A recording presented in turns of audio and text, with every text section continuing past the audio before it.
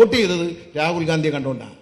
രാഹുൽ ഗാന്ധി കിടക്കുന്ന വടക്കോട്ടും പടിഞ്ഞാറെന്ന് കിഴക്കോട്ടും നടന്നുകൊണ്ടിരിക്കുന്ന ഓടുന്നതല്ലാതെ എക്സർസൈസ് എടുക്കുന്നതും കടലിൽ ചാടുന്നതും തമിഴ്നാട്ടിൽ ബിരിയാണി വയ്ക്കുന്നതും അല്ലാതെ പാർലമെന്റിൽ ഇന്ന് വരെ വയനാടിന് വേണ്ടി കേരളത്തിന് വേണ്ടി കേരളത്തിനെ സാമ്പത്തികമായി ഞെരുക്കുന്നുവെന്ന് ബഹുമാനപ്പെട്ട സുപ്രീം കോടതിക്ക് പോലും ബോധ്യപ്പെട്ടിരിക്കുന്നു. കേന്ദ്ര ഗവൺമെന്റ് കേരളത്തോട് അനീതി കാണിക്കുന്നുവെന്ന് ബഹുമാനപ്പെട്ട സുപ്രീം കോടതിക്ക് ബോധ്യപ്പെട്ടിരിക്കുന്നു. ഫെഡറൽ സംവിധാനത്തിൽ ഒരു സംസ്ഥാനത്തിന് കിട്ടേണ്ട അവകാശം വാങ്ങാൻ ആ രാജ്യത്തെ പരമോന്നത നീതിപീഠത്തെ സഹായം തേടി ഗവൺമെന്റ് പോകേണ്ടി വരിക എന്ന് പറഞ്ഞാൽ ഏറ്റവും വലിയ ജനാധിപത്യത്തിന്റെ ഗതികേടായി നമ്മൾ കാണണം.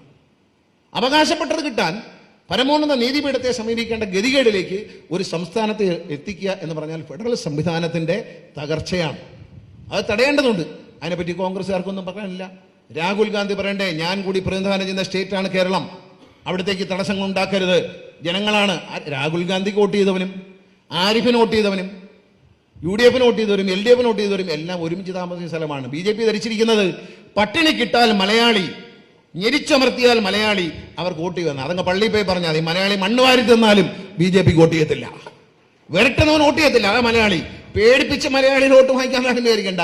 ഞെരിക്കുകയും കോച്ച് ഫാക്ടറി തരാതെയും ഒക്കെ ഞെരിച്ചാൽ പേടിച്ചയ്യോ ഒന്നും തരത്തില്ല. ഇവർ പൈസ തരാത്തോണ്ട് ക്ഷേമ പെൻഷൻ കിട്ടിയില്ല, അത് പട്ടിണി കിടന്ന് മണ്ണ് വാരി തന്നാലും മലയാളി അഭിമാനം വെടിഞ്ഞ് വിരട്ടുന്നവൻ വോട്ട് ചെയ്യൂല. വിരട്ടിയൊന്നും സാധിക്കാമെന്നാരും വിചാരിക്കണ്ട. പണത്തിന്റെ കൊഴുപ്പാണ്. തിരുവനന്തപുരത്ത് മത്സരിക്കുന്ന BJP സ്ഥാനാർത്ഥി മൊയലാളി, സ്വർണ്ണ തളിയുള്ള ആൾ തൃശ്ശൂരിൽ, എല്ലാം മൊലാളിമാരാ. തിരുവനന്തപുരത്ത് താമസിക്കുന്ന മൊലാളിക്ക് എത്ര പൈസ ഉണ്ടെന്ന് ഡിക്ലെയർ ചെയ്യുമ്പോൾ അറിയാം.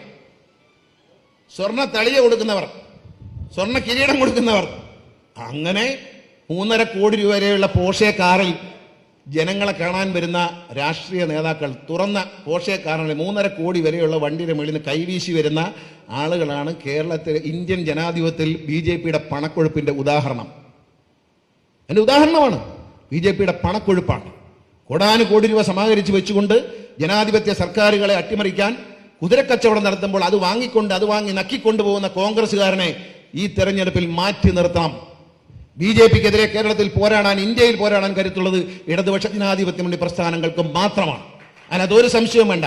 ഈ 18 പേരും 5 കൊല്ലം ഉണ്ടായിരുന്നു. ഇവർ ക്ഷമയർഹിക്കുന്നില്ല.